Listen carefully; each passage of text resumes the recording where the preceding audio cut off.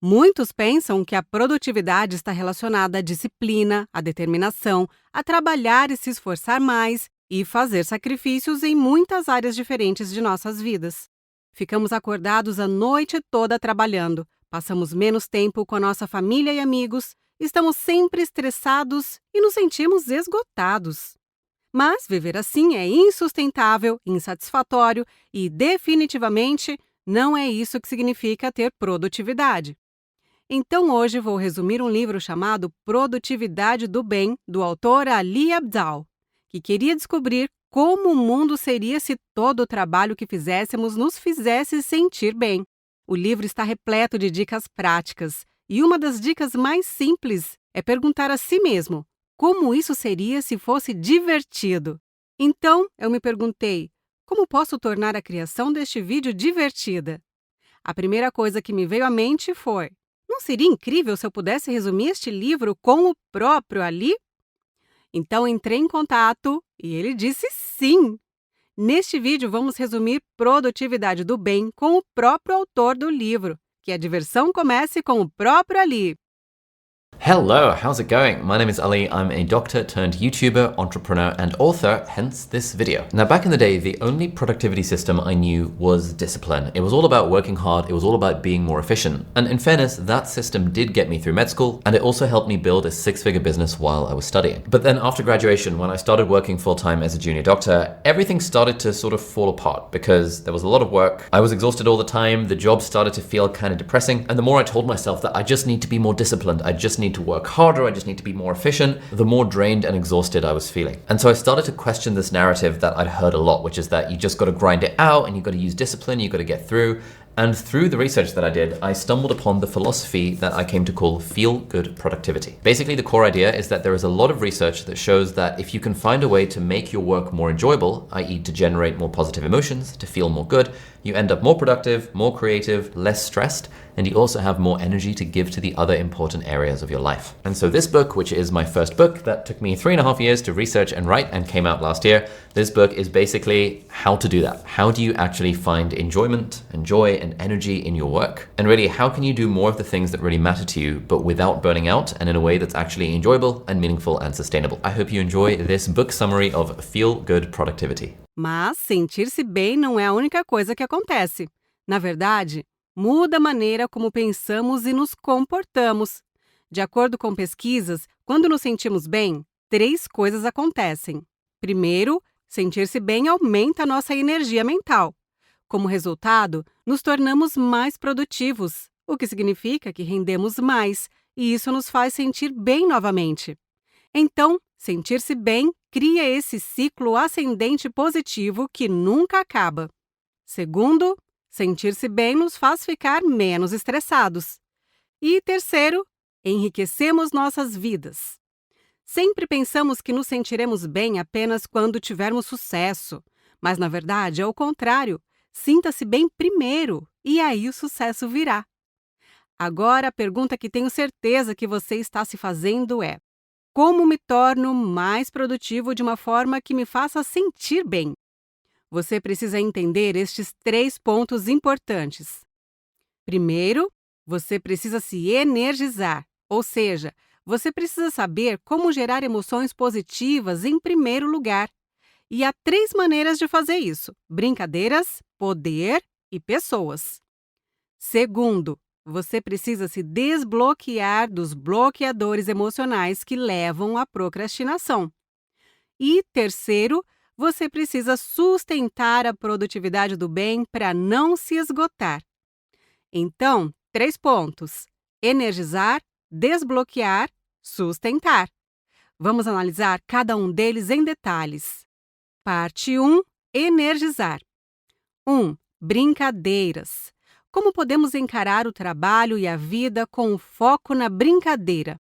Quando éramos crianças era fácil, mas conforme crescemos, brincar vai se tornando uma lembrança distante. Mas e se eu te dissesse que um cara que trabalha em um drive-thru do McDonald's encontrou uma maneira de transformar um trabalho monótono em algo bem mais divertido? Não é surpresa para ninguém que fazer o mesmo hambúrguer e batata frita todo santo dia era um tédio para Matthew Dix. Na verdade, Matthew odiava esse trabalho. Então, ele decidiu tentar encontrar diversão não apenas no resultado do trabalho, tipo o salário no fim do mês, mas também no processo de receber os pedidos, preparar os hambúrgueres e entregar as batatas fritas aos clientes. Ele criou um jogo para si mesmo, fazer com que os clientes comprassem molhos diferentes em cada dia da semana. Segunda-feira era o dia do molho barbecue. Terça era o dia do agridoce. Quarta era o dia de vender maionese e assim por diante.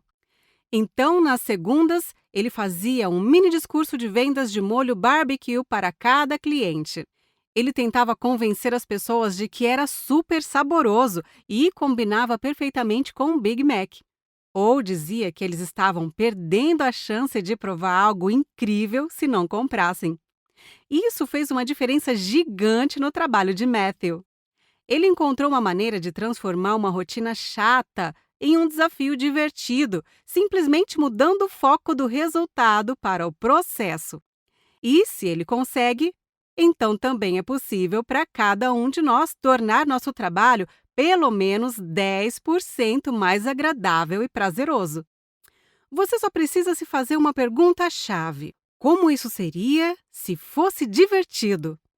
Ali chama isso de experimento do post-it mágico, porque um dia ele escreveu essa pergunta em um post-it e colou no monitor do computador. Você só precisa deixar essa frase escrita em algum lugar visível para te lembrar dela todos os dias. Essas 6 palavras têm um poder enorme e sempre dá para aplicá-las de algum jeito. Se você estiver estudando, que tal colocar uma música de fundo? Se você tem um monte de e-mails para responder e trabalho administrativo para fazer, seria possível fazer isso em um café? É possível fazer esse trabalho junto com amigos? Que tal acompanhar seu progresso marcando tarefas como feitas em uma lista? Ou colocar um cronômetro e tentar terminar antes do tempo acabar? Existem muitas maneiras de deixar as coisas mais divertidas. Você sempre encontrará respostas boas para a pergunta. E o mais importante, quando estamos nos divertindo e nos sentindo bem, a produtividade acontece naturalmente. 2. Poder.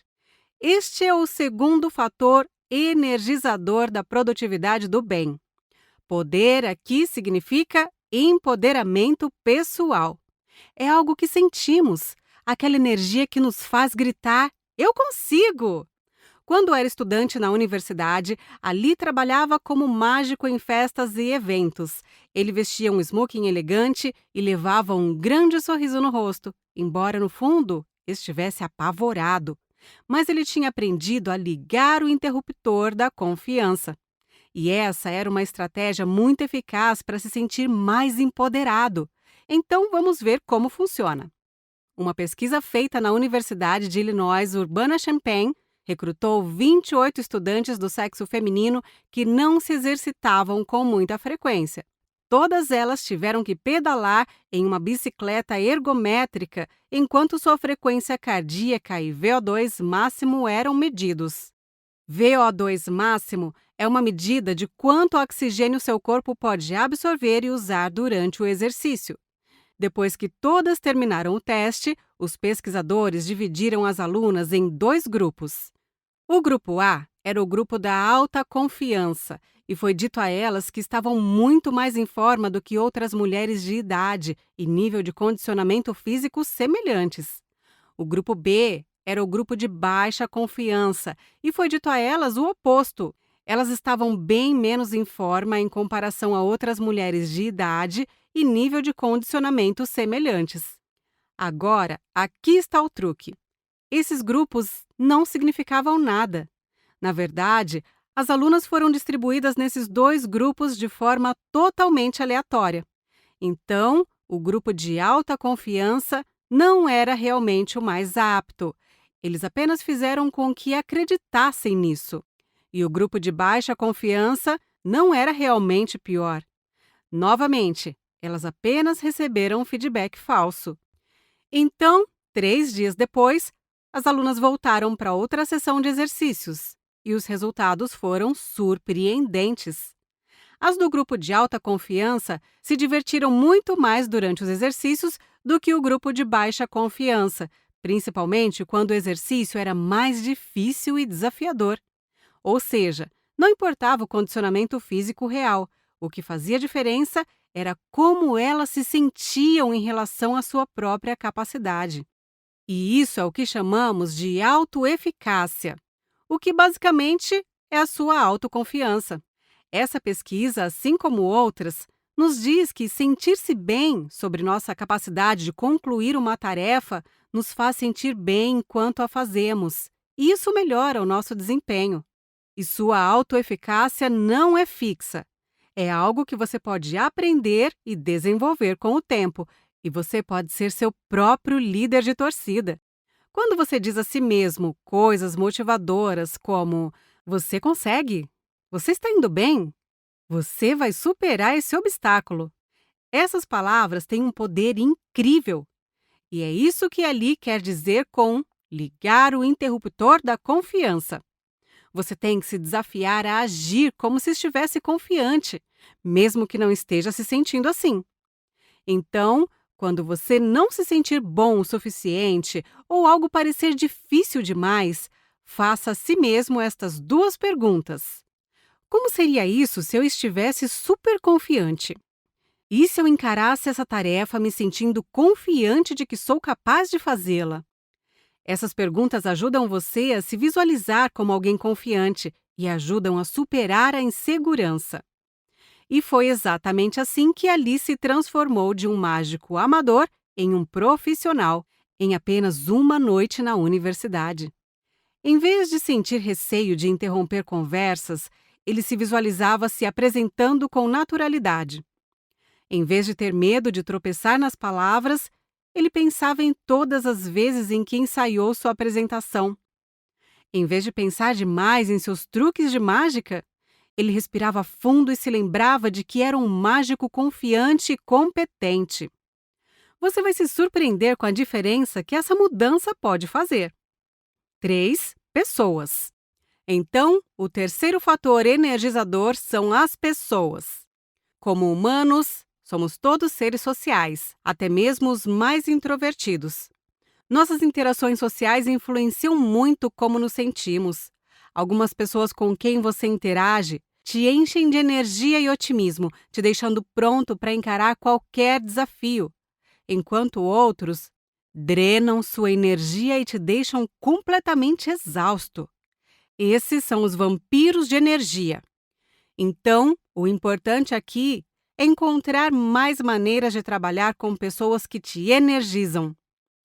Quando Ali estava escrevendo este livro, ele frequentemente participava de sessões da Writers' Hour. São sessões online e gratuitas no Zoom, organizadas pelo London Writers Salon todos os dias da semana, em que as pessoas se reúnem e passam 50 minutos escrevendo umas com as outras. Ali achava essas sessões extremamente úteis. Na verdade, há muitas razões pelas quais trabalhar com pessoas energizantes é benéfico. 1. Quando você está trabalhando em sincronicidade com outras pessoas, sua produtividade, foco e energia disparam, e vocês nem precisam estar trabalhando na mesma coisa. 2. As tarefas se tornam mais divertidas, acrescentando aquele elemento de brincadeira sobre o qual falamos antes.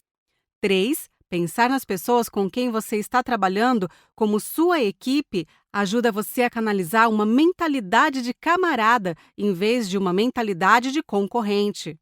Vocês trabalham juntos em vez de uns contra os outros. E 4. Faz você querer ajudar tanto aos outros quanto a si mesmo. Então, conforme Ali participava de mais sessões da Writers' Hour, ele começou a conhecer outras pessoas um pouco mais e eles começaram a apoiar uns aos outros.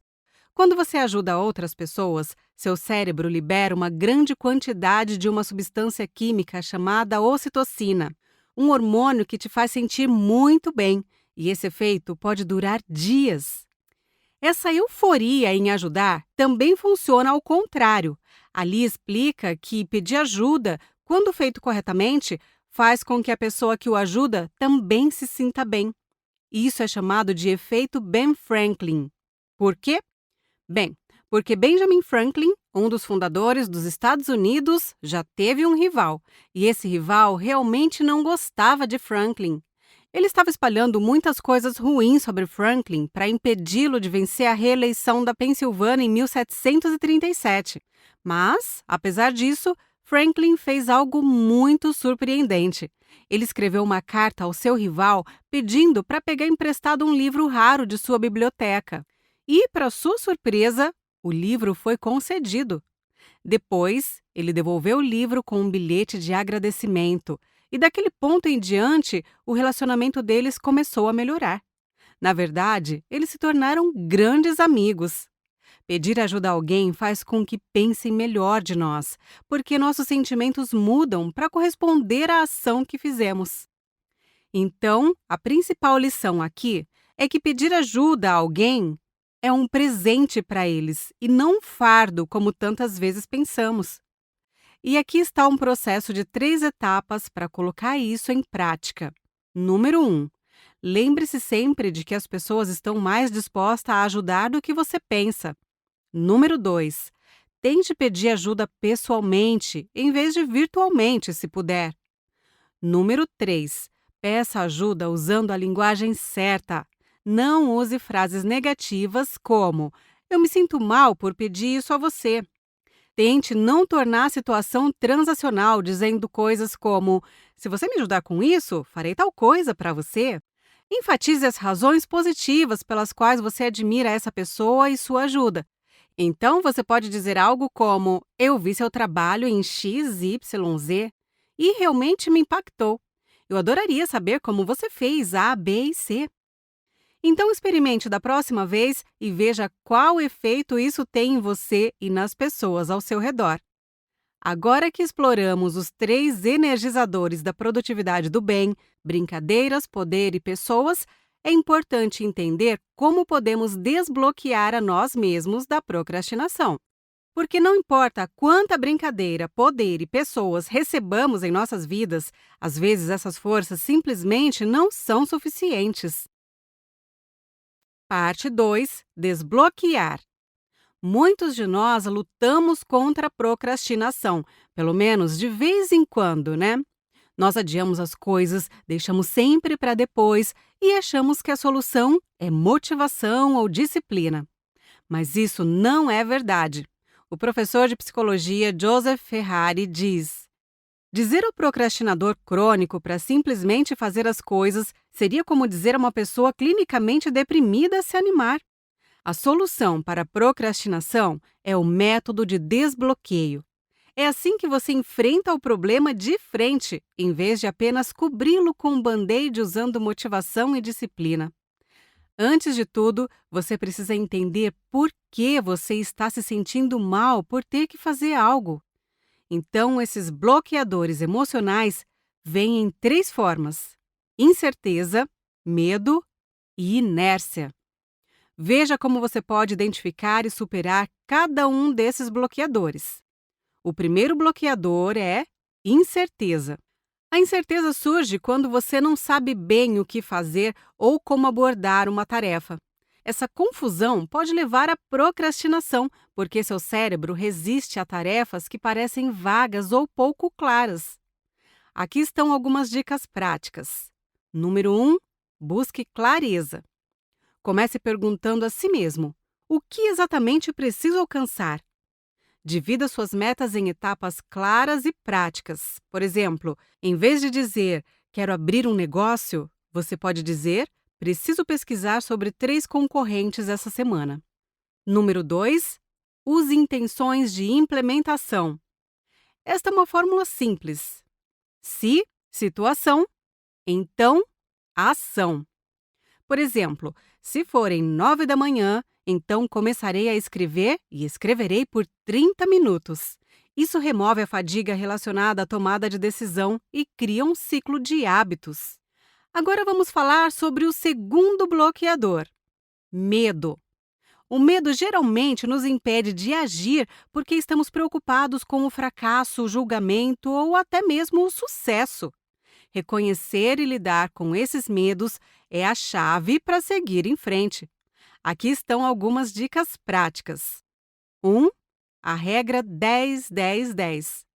Quando o medo turvar seu julgamento, pergunte a si mesmo: como essa decisão me afetará em 10 minutos, 10 meses e 10 anos? Por exemplo, se você tem medo de publicar um vídeo no YouTube, considere: nos próximos 10 minutos estarei me sentindo ansioso. Nos próximos 10 meses, posso ganhar assinantes. Nos próximos 10 anos, pode ser que meu canal no YouTube se torne a base do meu negócio. 2. Rotule suas emoções. Em vez de ignorar seus medos, identifique-os. Por exemplo, diga a si mesmo: tenho medo de ser criticado pelo meu trabalho. Simplesmente nomear seu medo já reduz seu poder, porque assim você muda seu foco da emoção para a ação que você pode ter em relação a ele. 3. Adote o efeito Batman. Essa técnica envolve imaginar alguém que você admira ou o que seu super-herói favorito, como Batman, faria em sua situação. Por exemplo, pergunte a si mesmo: o que uma pessoa confiante como Oprah ou Elon Musk faria se enfrentasse esse desafio? Esta mudança mental pode ajudá-lo a agir com mais coragem e confiança. Finalmente, vamos falar sobre o terceiro bloqueador: inércia. Este bloqueador é o mais comum. Ele nos leva de volta à primeira lei do movimento de Newton, publicada pela primeira vez em 1687. A lei afirma que qualquer objeto em repouso tende a permanecer em repouso, enquanto um objeto em movimento tende a permanecer em movimento, a menos que seja influenciado por uma força de desequilíbrio externa. E essa lei pode ser aplicada não apenas à física, mas também à produtividade. Leva muito mais energia para começar do que para continuar. Então, quando você não está fazendo nada, é muito mais fácil continuar sem fazer nada. E quando você está trabalhando, é mais fácil continuar trabalhando. Isso é inércia. Aqui estão 5 dicas para superar a inércia. 1. Otimize seu ambiente. Elimine obstáculos para tornar mais fácil dar início às tarefas. Por exemplo, se você quiser se exercitar de manhã, separe suas roupas de ginástica na noite anterior. Se você estiver planejando escrever, mantenha seu espaço de trabalho arrumado e deixe no jeito todas as coisas que você pode precisar. 2. Use a regra dos 5 minutos. Comprometa-se a trabalhar em uma tarefa por apenas 5 minutos. Na maioria das vezes, você vai querer continuar depois de começar. Mas mesmo que não queira, ainda assim você fez 5 minutos de progresso. 3. Defina a próxima ação. Identifique qual é o menor passo concreto possível para começar. Se você está procrastinando uma corrida, talvez o menor passo possível seja calçar seu tênis de corrida. Se você está procrastinando e-mails, tudo o que você precisa é abrir sua caixa de entrada. 4. Acompanhe seu progresso. Mantenha um registro visual de suas conquistas para ver o quão longe você chegou. Um checklist ou um diário funciona muito bem para isso. 5. Seja gentil com você mesmo. Comemore pequenas vitórias em vez de se concentrar no que você não fez. Por exemplo, eu não limpei a casa, mas arrumei minha mesa. Deixe a culpa de lado e concentre-se no progresso. Tudo bem, então vamos recapitular a parte 2, desbloquear. Precisamos entender que, como humanos, às vezes procrastinamos. Existem 3 bloqueadores emocionais que levam à procrastinação: incerteza, medo e inércia. A incerteza acontece porque não sabemos o que fazer e como começar. Para superar, pergunte a si mesmo: o que exatamente preciso alcançar? Medo é quando temos medo do fracasso e do julgamento. Uma das estratégias para superar isso é se colocar no lugar de outra pessoa e perguntar: como Elon Musk lidaria com isso?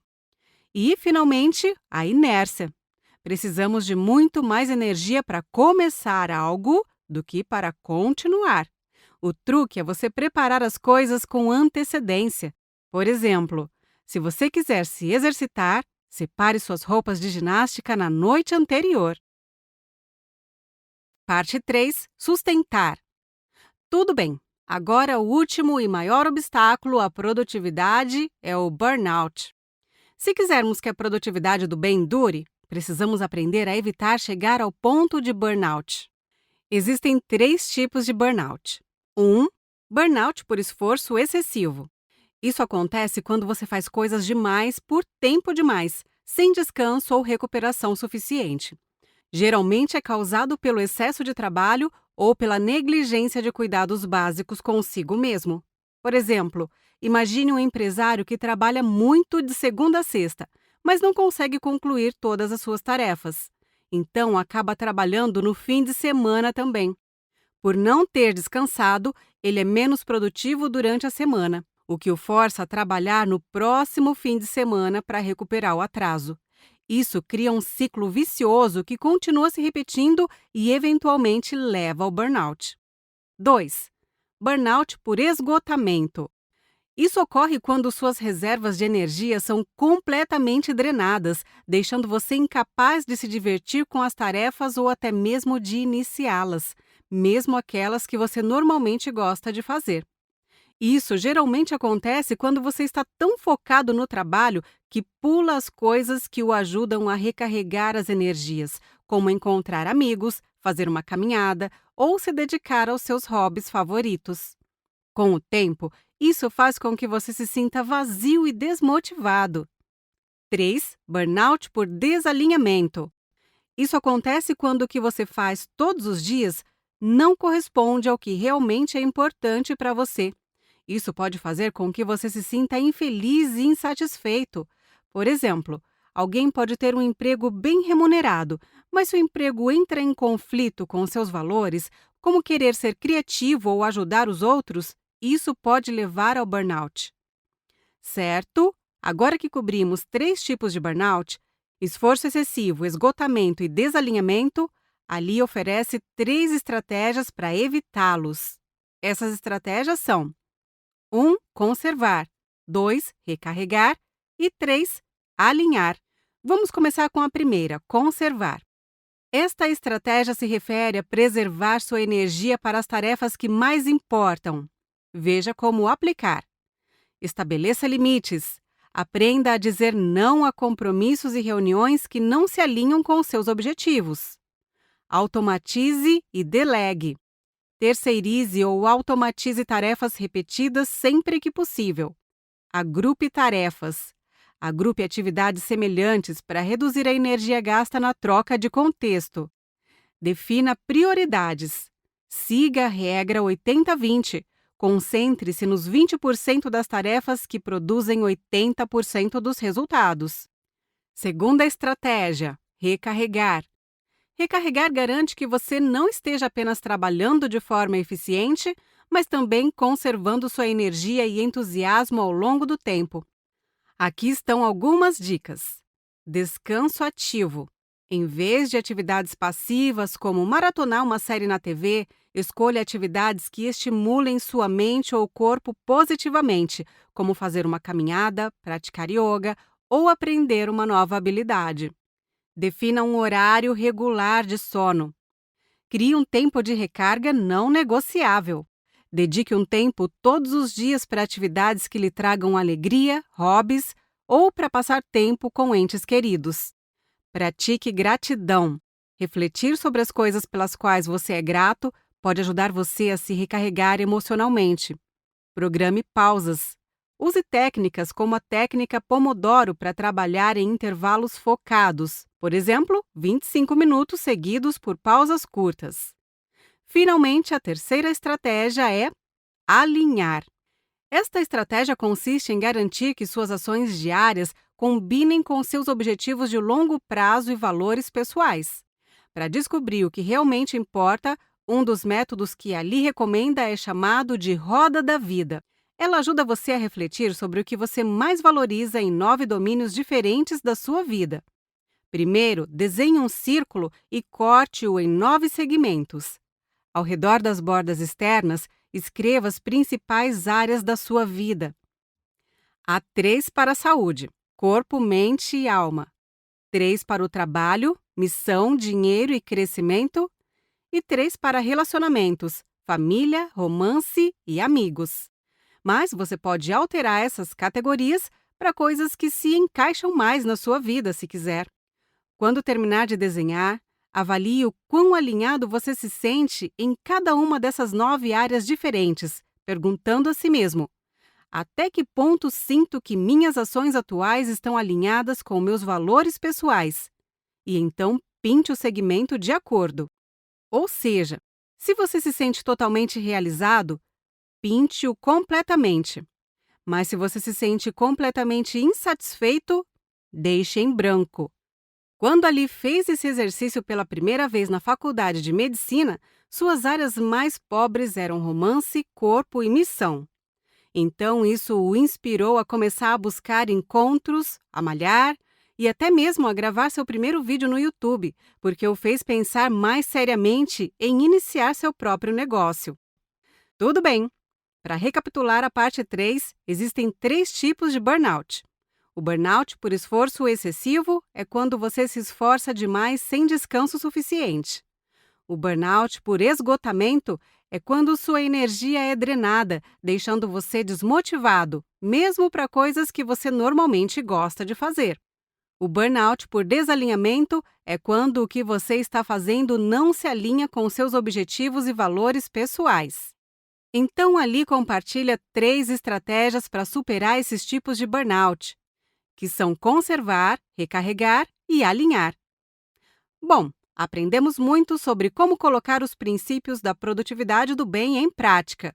Por fim, gostaria de agradecer a Ali e sua equipe pela cooperação na criação deste vídeo. Tenho certeza de que você já conhece o canal de Ali e sua série de resenhas de livros. Caso ainda não tenha visto, confira a playlist que você vê na sua tela. Obrigada por assistir!